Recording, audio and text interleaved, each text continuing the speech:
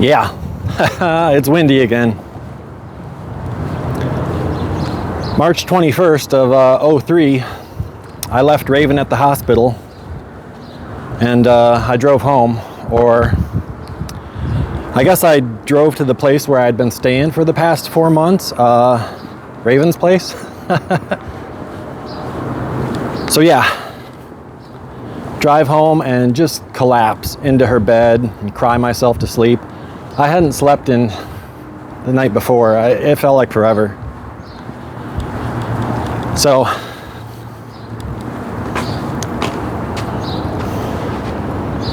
this one, you got 2 bedrooms upstairs, one for the boys, one for Raven, full bathroom with bathtub, and then main floor, kitchen, living room, half bathroom, so no bathtub, and yeah, basement, smoking section, and a washing machine with a working dryer, which, you know, was one of the reasons that Raven and I were, you know, pushed together, sort of. So I cried and slept, and when I woke, oh man, the place was quiet. They call it a townhome. And I guess it must have been really cool, like back in the day when you enjoyed having your neighbors like right next door and having like a lot of neighbors. But yeah, no kids laughing, no SpongeBob on the TV, no sounds of Raven cooking, no laughter and coughing from the basement. So it was different. I went to the hospital and I found Raven. She was laying in her bed asleep. And I just sort of stood in the doorway for a while, you know. I looked at her, I looked at the room. I just had like an explosion of like feelings, thoughts, just everything, you know. But I think there was like one dominant thought feeling that kept coming back. And it was that I had done this, you know. I had put Raven in the hospital. As crazy as that sounds, that's where my mind kept going, you know. People don't just wake up one day and say, you know, I think I'd like to go hang out in the hospital. It's usually because you need to be there and because you can't leave. So to me, you know, Raven should have been at home making pancakes for her kids. She should have been like laughing and smoking, and I just felt so bad that I had done this, you know. I had put this woman in the hospital. So I don't know, it was tough. I remember sitting by the side of her bed. I just sat there and I listened to her, you know, listened to her breathing. I told myself that I would have to protect, you know, just make sure this never happened again. It's so hard to have someone you love in the hospital and to feel so hopeless, like there was nothing I could do for her. So I just sat there and I just waited. I knew that she must have been more tired than I was, you know. Her big old belly, it was considerably smaller. So after a while, she woke up and she said, "Bishop?" And I said, "Yeah." And she said, "Oh, I'm so glad you're here." And I said, "Yeah, you know, where else would I be?" "Bishop, I'm so high. I'm really high." Like, oh, okay. "Yeah, I think they gave me morphine." Yeah, guys, I've never done the morphine. But to me, I had seen Raven when we were tripping, drunk, high on weed. She was really high. She held my hand and we were silent for a little bit, you know. So much was supposed to be said, so much discussion about baby and parent and father, and for a little while there it didn't matter. We were just the only people on the planet, you know. She looked at me and she said, "Bishop, do you have cigarettes?" And I kind of checked my coat pocket where they always were, and I said, "Yeah." "Bishop, I need a cigarette. Let's go." What? No, you don't need a cigarette. They're freaking nasty. Raven hadn't had a cigarette in quite some time. Go get me a wheelchair. I said, no, we're not doing this. But guys, I don't know. Raven had a way of just convincing me to comply. So, you know, comply I did. I went out into the hallway and I located a wheelchair, pushed it into her room. I helped her, I lifted her up and put her in the chair. She was in some pain. I pushed her down the hallway and found the nearest exit. We went outside and I helped her light her smoke, and she coughed and sputtered. She tried. It was a valiant effort, but after a few puffs, she handed it to me and she said, "This is nasty."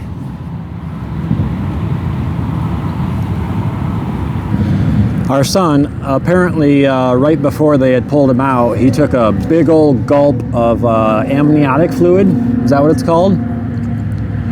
So they had to put him in a special little box. They called it a dry box. I guess it's for you to like dry out your lungs if your lungs get wet. Raven said, "Do you want to go see him?" And I said, "No, not really. I think I'm good." I honestly, you know, I wasn't real worried about him. If the little guy didn't make it for some reason, that was an acceptable outcome to me at that time because I had never met him. I'd never seen him, you know. I know that sounds weird. Raven says, "You know, the food here is horrible." I said, "Yeah, okay." So I went and I got her favorite meal. It was a lamb meat gyro. Am I saying that right? A gyro? It's Mediterranean. And of course some deep fried mushrooms, because, you know, lamb meat and mushrooms.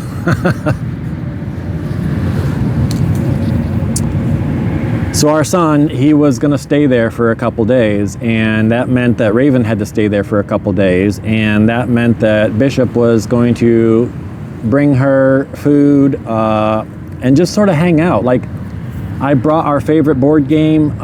It's called Star Wars Epic Duels. It's got some miniatures, some dice, some cards, and we would just play, you know, as if we were in her basement. There was a lot less smoking, but I stayed with her, you know. I felt protective, and I didn't want to leave her. I tried to make sure she was good, but at the end of the day, I mean, I went home and I slept, and there wasn't, I mean, I couldn't sleep in the chair. Yeah, crazy. Eventually, 3 days later, my son was discharged, and I saw him for the first time. It was just a little ball, you guys. It's just a little ball of a human. And Raven carefully put him in a new car seat that she had gotten at her, what do they call it, the baby shower? And I helped secure the car seat, and you know, he faced backwards, so you couldn't really see him. You couldn't tell what he was doing back there. I drove them both home. And a short time later, Raven's sons, the twins, they came home too, and so it was just weird. The place was full again, you know, full of life.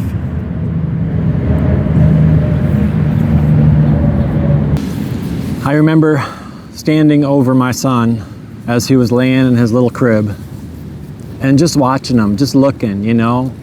I was so confused. I didn't know how to feel or what to think, you know.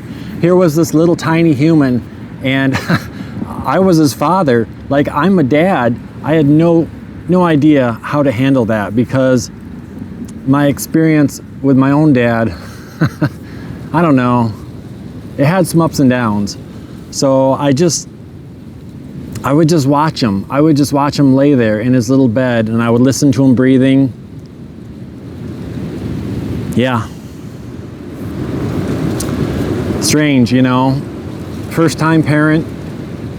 What do you think? You know, it just breaks your brain. It just takes you and breaks you. I don't know. Like, maybe you guys have better experience than this. I was just confused, you know. I was trying to figure this thing out, and I could not solve for X. There was no equation.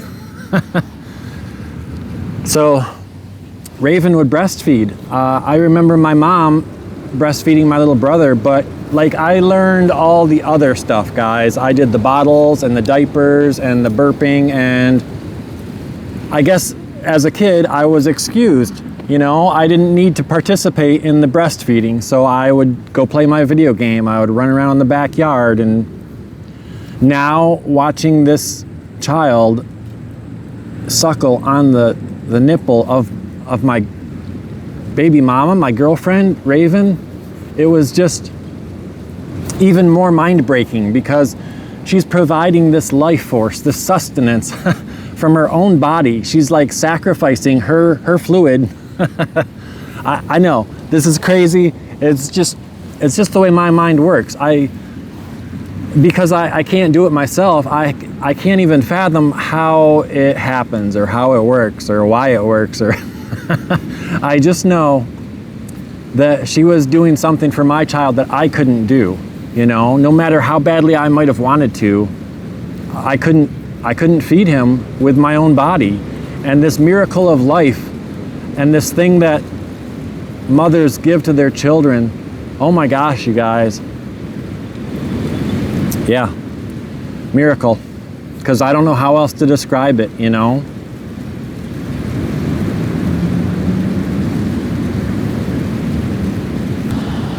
About a week after my son was born, let's see, March 27th of 03 again, I turned big fat 27, woohoo! And I don't know, I guess if you're a numbers person, the 27th of March, I turned 27. My son was born, 6 days before that. Stupid wind is trying to tip over my tripod again. Come on now. Why has it got to be windy every time I shoot? I swear, you guys. So yeah, one of the things that you have to do when it's your birthday and you're the oldest child is you have to go see your mother. So my mom had moved out of my childhood home and into a new place with her boyfriend out in a city called Grand Haven. Now, if you're starting to wonder if the people, you know, that settled in my part of West Michigan, if they had a big fat head, you know, they named everything like the Grand River, the city of Grand Rapids, Grand Haven. There's even a university, it's called Grand Valley State. So, you know, I guess I'm gonna just start calling things the Grand, right? This is my grand toilet. This is my grand vehicle, it's a Saturn. So I drive out to my mom, alone, and we go for a walk. You know, it's a nice day. We go down the street, we sit in a little park. She says, "So Bishop, how have you been? You know, are you doing okay? Are you still depressed, suicidal?"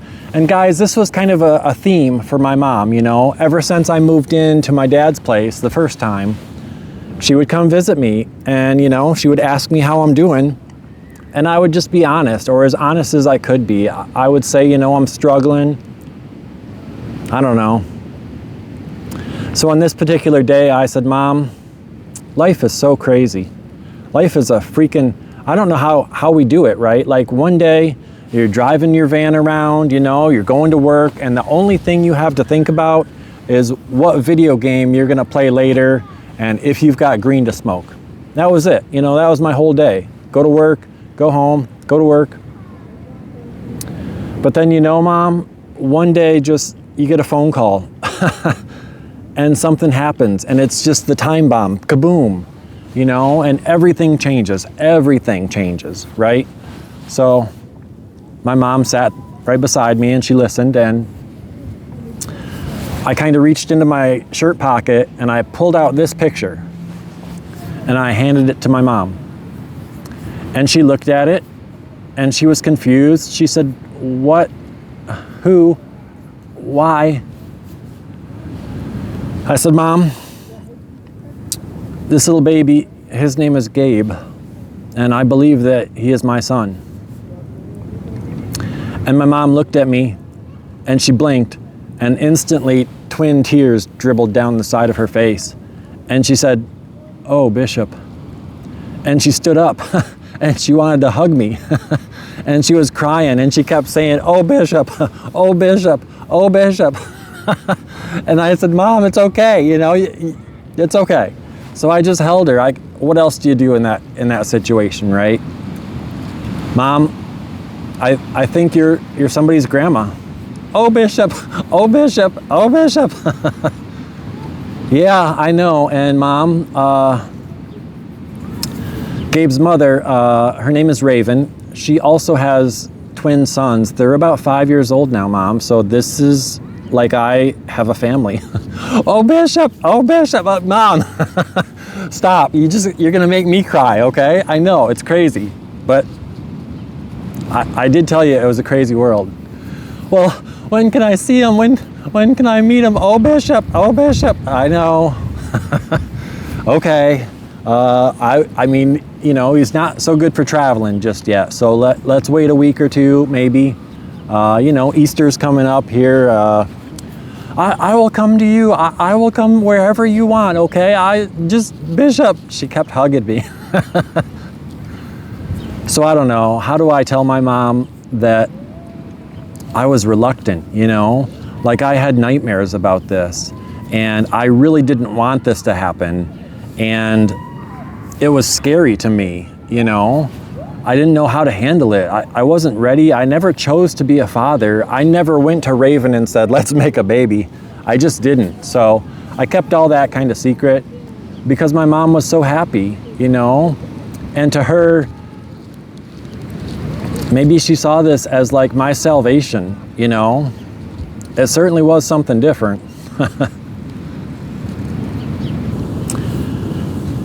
That first year together, you know, going from the single guy lifestyle to all of a sudden a family man, you know, sharing a home with like 4 other humans.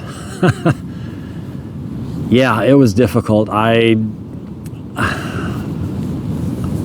don't know, like, I struggled, okay? I didn't want to get a job. I felt like my job was to protect my son. He was so vulnerable and so small and fragile.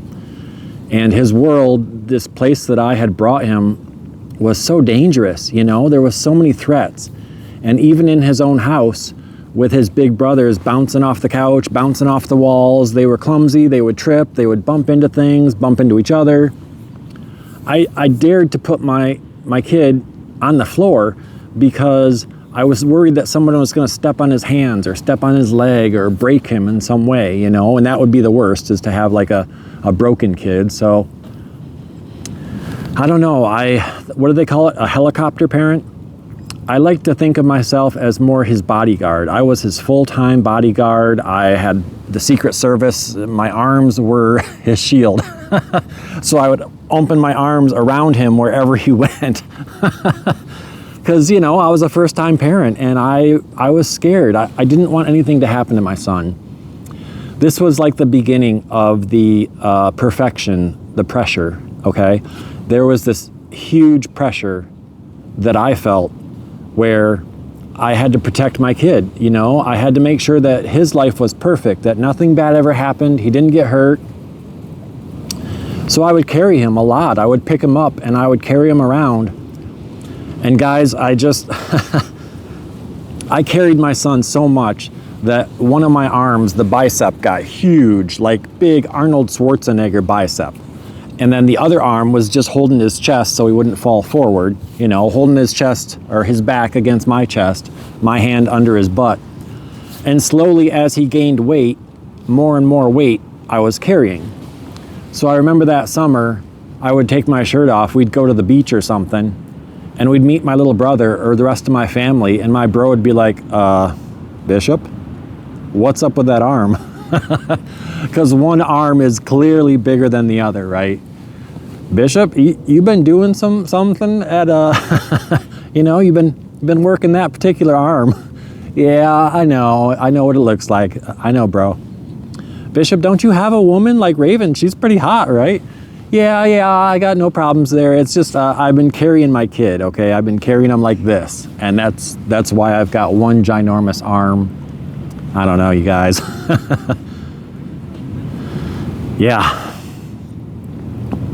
It it wasn't what I'd call fun, okay? I tried to take in the little moments and enjoy the time that I had with my son, but yeah, there was just so much protection, so much pressure, so much perfection.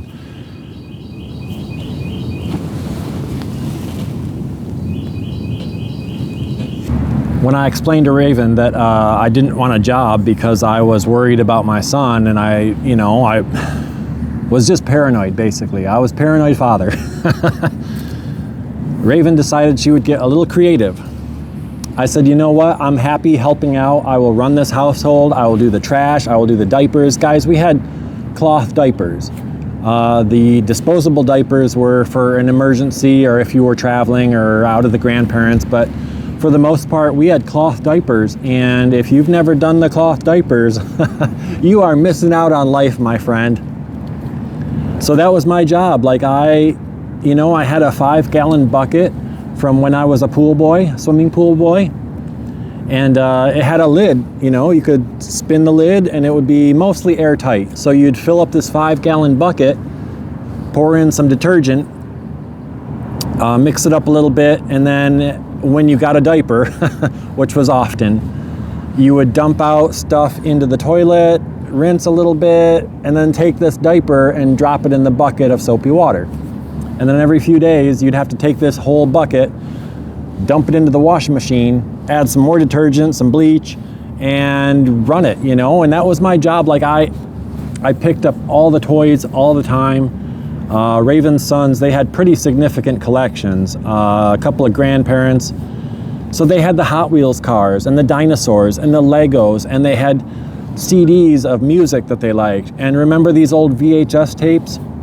They would watch a VHS movie, and the tapes were always scattered, the cases. So I just sort of, I don't know, I did what I could. And Raven, she explained to me one day, she says, I think I can make you my babysitter. And I was like, what? Okay, I'll babysit your kids, She says, yeah, but like the state of Michigan, they help me out. I'm a single mother. Okay. I don't follow. What are we talking about? Well, okay, Bishop, let's just back up for a second. Do we need to smoke first? Because this is big. This is big shit. Okay. I'm scratching my head, trying to figure out where she's going. Raven liked to play this game. Yeah, so if you're a single parent, our society doesn't want to see mothers with kids on the side of the road begging for food. So the state of Michigan, every month, they give me a certain amount of food stamps. And I was like, okay. Yeah, so I take these food stamps to the grocery store, and I'm allowed to buy certain products, milk and food, and I can't buy diapers with them. They're food stamps. They're only for food. No alcohol, no cigarettes, some other stuff. But this is how we get by, so we don't starve. Oh. The state of Michigan, it will pay you for a babysitter? Raven says, yep. So, really? Yeah, like if I have an electric bill I can't pay, if I have a gas bill, they won't let me get shut off. If I have a vehicle that breaks down, if my vehicle needs some repairs, they will help. They might not fix it completely, but they will help. And if I have daycare needs, because I'm a working single mother, somebody's got to watch my kids, well, they'll pay some for a babysitter, a daycare. Wow, that's crazy. So even though I live with you, oh, no. Rave says, nope, that's the important part. It still looks like you live with your dad, right? On paper? Yeah, I still live with my dad. I got my driver's license. Says my dad's address. Okay, so to the state of Michigan, we make it look like you come to my place, you watch my kids, you bring them to school, you bring them home from school, you give them snacks, you help them with their homework. You're a babysitter. Really? Yep. Okay. Get paid to babysit my own kid? She says, well, it's not much. Like I said, they just help out. They don't do it all. Well, okay. A little bit's better than nothing. Yep. Guys, I had no idea we did this, right? So I asked, I was like, Raven, when I pay taxes for those jobs that I had, all those jobs, like they took some of my taxes and they gave it to you? She says, yep. Okay, I can live with that. I think that's good. I think we got a mutually symbiotic relationship here. I never knew what my taxes went to. I thought it was for like roads and water towers and, you know, police, fire crew. But knowing that I'm helping out my baby mama, that's quite an arrangement.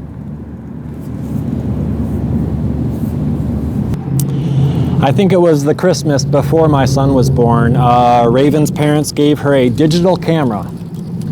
Guys, when I discovered this thing, oh my gosh, like I thought best invention ever. Okay, wait. So maybe like the camcorder when I was a kid, that one is probably on top of the list, but a digital camera. So in the past, the only cameras there were had film, and this little silver box with a little circle in the front, you could plug in a cord to the back of it and you could USB it right into your computer. It was amazing, like brilliant. I think it took a couple AA batteries, right?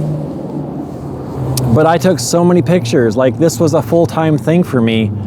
I would take pictures of my kid. Oh my gosh, you guys, like here's my kid in his bouncy chair.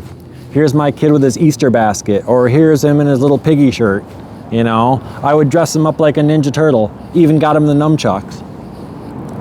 So I filled up computer hard drive after hard drive because that's all, it was that easy. You could just copy and paste more and more and more. So this was before the cloud.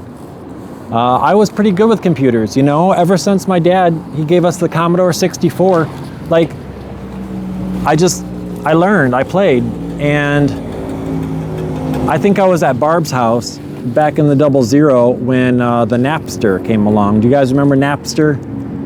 I think it was the band Metallica. They had a big uproar about people are stealing our music. They're downloading it for free on this thing called Napster. So eventually Napster was shut down, but it was the beginning of something called piracy, where if you knew how to use a computer, you know, you could pirate music, books, movies, other stuff, sometimes video games. So with my computer that Raven's brother had stolen from his stepdad, you know, a couple years previous, I was experimenting. And I was always talking to other people and saying, hey, I think I can fix your old computer. Or if you have an old computer and you're buying a new one, I'll take your old one, you know, maybe I'll give you 20 bucks.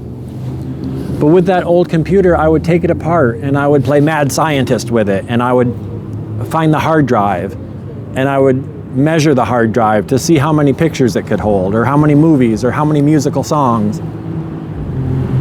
And sometimes when I would download something, it would contain a virus and it would infect my hard drive. And I would have to go and reinstall Windows, a fresh copy of Windows, which meant that you would erase the whole hard drive. Everything was gone. So after this happened a couple times, I learned how to slave a hard drive. So there was one hard drive in the computer that was doing all the work. It had the Windows on it. And then a slaved hard drive, well, that would contain like just data, ones and zeros, pictures, songs, you know, movies. So anytime I got a virus in the future, my slave was separated and it was fine. It was only the master, the hard drive, that I would have to blank and reformat and reinstall Windows. And guys, oh my gosh, I made copies of copies of copies on different hard drives because I wanted to preserve it, you know, save everything I possibly could. Save it for someday, you know, when I tell my life story. So yeah, I have all these pictures still. I have home videos. I tried to save everything, you know, and it was so easy. This camera, oh, I loved it. To the point where I was glad I was getting babysitting checks because we had to go buy more AA batteries. That was it, you know. Yeah, it was a good time to be alive, you know. I don't know, you guys, like the time it becomes a blur, you know. There was a lot of weed smoking, a lot of sex, a lot of babysitting. I would go to the boys' school. That's what we called them. So when we talked about the twins, because there was two of them, we called them the boys, plural. And when we talked about our son, Gabe, because he was singular, we would just call him the boy, singular. So when I would go get the boys from school, of course I would bring the boy. He'd be in the back seat, you know, and looking at his picture book. The boys, they would tell their school teacher, oh yeah, that's my babysitter, that's Bishop, he's cool. And I would get to know their teachers, and I'm like, yeah, I'm their babysitter. I know, it looks a little weird. Craziest long-haired white guy babysitter ever. Yeah, every night, Raven got a job, and she would do like tax preparations.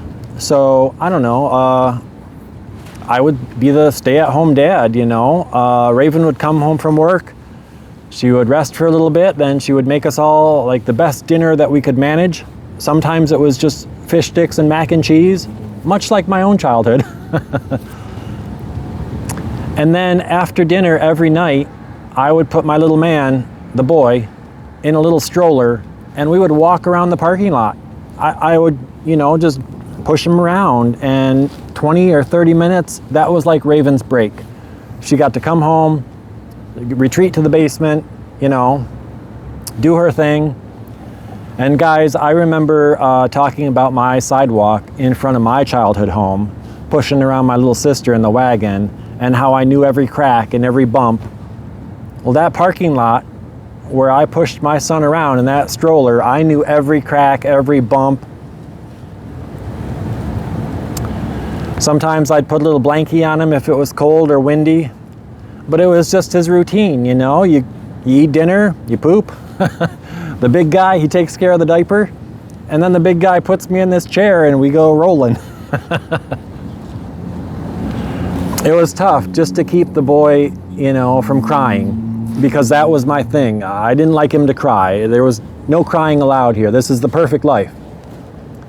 So when we'd have to sneak off, or if I'd have to use the bathroom, I'd have to put him in his little swingy chair in front of the TV, put some Shrek on, or Finding Nemo, remember the fish? Something bright, colorful, Disney, Pixar, just so that my son could watch the telly for 5 or 10 minutes and not wonder where the big guy was and how come the big guy is not carrying me.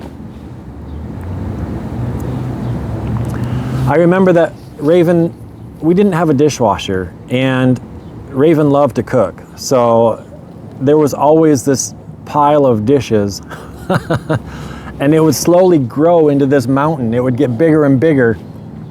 And doing dishes, it wasn't one of our most enjoyable activities. You know, there was so much else that we could have been doing. So once a week, maybe even once every 10 days, Raven would be like, okay, we got to do the dishes. We got to do the dishes. It's going to be a whole day of just dishes. And for 4 or 6 hours, we'd be miserable, you know? But for the rest of the week, we didn't have to do dishes. You know, we enjoyed the time with our kids. And I think that maybe it could have been done better, okay. But this was the way Raven wanted it, you know? She wanted to hang out with her kids and enjoy each day because they felt precious. Raven was also not so good with her bills. Like, there would be mail, she would grab it from the mailbox and just set it somewhere. And next time the mail would come, she'd put it somewhere else. So there was a little confusion as to if this bill got paid, and why is our electricity getting shut off again? Or why is this getting shut off? Like, didn't we pay for this? Is it time to pay rent again? I don't know. Let's worry about it tomorrow. I think we were happy for the most part, but there was this constant stress, you know, and anytime my son cried out in the littlest of way, I was right there. So his crib was in our room, the parents' room, and at night I would sleep very lightly, you know. If my son coughed, I'd jump out of bed. I'd be right by his side. Here's some water. Here's your water. If my son cried because he had a nightmare, I'd jump up. I'd pick him up. I'd walk him around in the dark for a while. I don't know. I remember trying so hard, you know, every day. I guess I believed that the pressure, it would make me a better father, you know. It would make it so that I would try harder, be the best I could be, you know, like my dad always taught me. But I feel like what really happened was that I was driving myself insane. And so many times, you know, something would go wrong, some little thing would go wrong, and I would freak out. If Gabe didn't want to take his nap at the time when he was supposed to take his nap, and I didn't get to go in the basement and, you know, smoke and play like the Star Wars Battlefront for a half an hour or 45 minutes, like, it would upset me, and I would have to call Raven at work, and I would be like, he's crying again, he won't stop crying, he's just crying so much. And I'd be crying, and Gabe is crying in the background, just screaming, you know, wailing. And Raven would say, okay, it's okay, did you check this? Yeah, of course I checked that. Does he need to burp? Does he need to poop? Does he need to go for a ride in the stroller? Yeah, I did all of that. He just won't stop crying. Okay, I'm coming home. Rave would come home and scoop him up into her arms, and Gabe would stop crying immediately. And I would get so frustrated. And I would be like, I don't know. I just don't know. I just need a break, you know? Just need to take a break. That's just what we called it, right? Always needing a break. Yeah, it was like a full-time parent. You never get to go home. You never get time off. Even when I was asleep, my brain was ready to wake up and go back to work, you know? So for all you stay-at-home moms, stay-at-home dads, I have so much respect for you guys. Like, it's inconceivable until you try it, because every day is a work day, and every hour you are on the clock, and every minute, and it's just, it's hard, you know? I don't know how else to say it. It's really hard. I think I probably just kind of let the pressure get to me, you know? I didn't know what else to do. I became so unhappy, you know, and I would tell Raven, you know, I'm feeling really unhappy. I never signed up for this. I didn't want to do this. I just want to quit, you know? I just want to go back, and I don't want to be a father anymore. I don't want to be a parent. And Raven was like, hey now, this was not the agreement. You said that if I was going to keep our son, that I was going to keep you, and that we were going to do our best. Remember, Bishop? Is this your best? Such a hard question to answer, you know? I so badly wanted it to be my best. Like, I really did. But every day, every freaking day, all day long, be your best, you know? Sometimes we would get a break. My mom, Gabe's grandma, would offer to babysit. Or even sometimes Raven's mom would offer to babysit. It was very infrequent, and I don't think it was enough, you know? We would just smoke and drink and have sex and play video games, and the next day, there it was again, the job that never ends. The job you never get to go home from.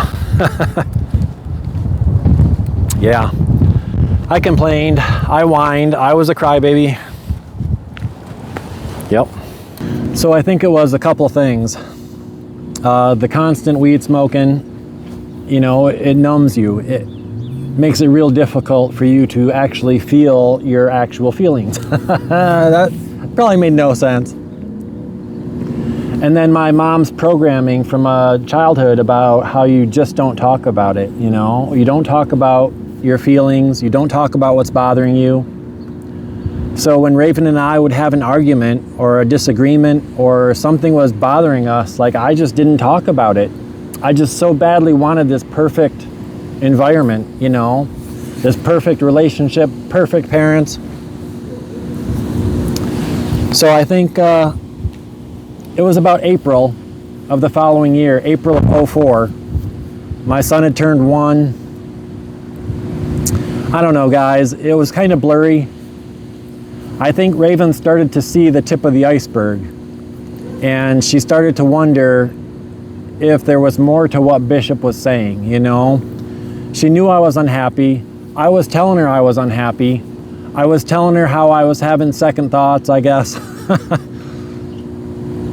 Maybe this was still my original thought, you know, to unalive everybody. Unalive my child, unalive myself, go crazy, you know. So Raven was scared. I don't blame her. I sort of lost it there for a while. I went a little crazy. I remember she came home from work. It was April 20th. 420 day. If you guys know 420, it's something the potheads say, you know. We did our usual ritual, you know. She said hi. She put Gabe in the swing, and we went downstairs. And I packed up some green. I took my normal big healthy puff, and I handed it to Raven. And it was kind of weird because she only took the tiniest little, how does this Bill Clinton? He says, I did not inhale. Raven, she just didn't inhale. And I thought that was a little weird, you know, like what does that mean? And as we sat there, all of a sudden there was this real loud knock on the front door. Boom, boom, boom. And Raven instantly jumped up and she said, I'll get it. And she went upstairs to the front door. And a little bit later, I heard voices talking, and she opens the basement door and she yells down, Bishop, can you come upstairs for a minute? And I said, okay. So I walked upstairs, and standing there in the doorway was 2 Grand Rapids police. Bishop, it smells like marijuana. Have you got some marijuana? Yes, officer. Yeah, I mean, I just came upstairs. There's a cloud of it. Just a big green cloud right over me. Bishop, why don't you show me your marijuana? Okay. So I took him downstairs, the basement. I said, here's my pipe. Here's the green that we have. Here's her pipe, you know, like, I don't know. It happened real fast. Bishop, turn around, put your hands behind your back. Oh, shit. I was used to playing friendly with the cops, you know. Cops were my friend. I had never been in trouble before. But that day, I was arrested for possession of marijuana. I walked upstairs and I said, Raven, can we just talk? Come on, please. It took me a minute to piece it together. Raven had called the police. She had asked them to meet us there, and she wanted me removed. I don't think she wanted a possession charge, but I think she just wanted me out, away. She had Gabe in her arms, and I remember just begging her, please, can we just talk about this? But the police, they were there for a reason, so they put me in the back of their car. No goodbyes. I remember that they said, hey, if you're concerned that Bishop might have copies of keys made, now is a good time to change the locks. Oh, Raven wants to change the locks. So I can't be with my son. I can't see my son. I can't see her. Wow. This all happened real quick. In the back of the cop car, I think it took all of like 2.5 minutes to go to this place. Is that it right there? This is the county jail. And guys, I was 28 years old. All of my shenanigans, possession of weed, alcohol, underage drinking, mushrooms, acid, it's probably some others, you know, trespassing, you know, all the things I had done wrong, contributed to minors, selling of drugs. Like, this was the one thing that got me. My partner, my girlfriend, my baby mama, the woman that I lived with and trusted, she called the police on me, and I had to go to jail. Spent the night in the cold, hard jail. Doors slamming. Cold. It was just so cold. I remember shivering and sweating at the same time and just, yeah, couldn't believe it happened.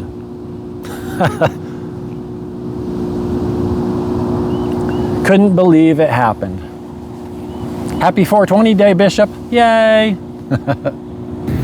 I remember the big loves of my lifetime with their music, you know, the music that we listened to, the music that they liked. It's an association, right? So my first love, Amanda, her music, it was a woman named Tori Amos. And with Mandy, it was a band called Heart. Raven, Raven liked a band called Aerosmith. And it was somewhat fitting, I think. Aerosmith had a trilogy of music videos, and they all had this woman, Alicia Silverstone. So one of the videos, the songs, it was called Crazy, and another one was called Amazing, and the third one, it was called Crying. Crying When I Met You.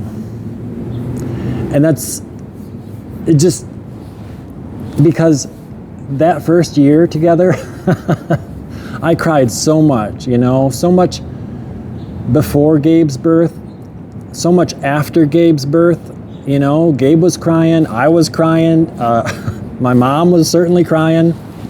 Sometimes Raven would cry and it would break my heart, you know, I didn't want to see her like that. I knew that I was hurting her. Guys, I don't blame her. I don't, you know, I was messed up and I was in a really negative place, and Raven's concerned, she was trying to protect herself, protect her 3 sons. You know, so looking back, I didn't blame her. Wow, what the crap is that? Some guy nearby has got a power washer. Oh yeah, he's power washing. That's awesome. Yeah. Crazy. And amazing, and a lot of crying. And if you don't know these 3 videos, look them up. They're pretty cool. I think it was this guy, I stumbled upon him at some point recently, and he had this little phrase. It was kind of cool. He said human beings were a lot like a balloon animal. Remember balloon animals? At the kids' party, there would be a clown. He would take a long, skinny balloon and he would twist it. So this guy, I'll put his link in the description. You should check him out. He's kind of cool. He says, you know, it's these twists in the humans, and that's what makes us special. These are our quirks. These are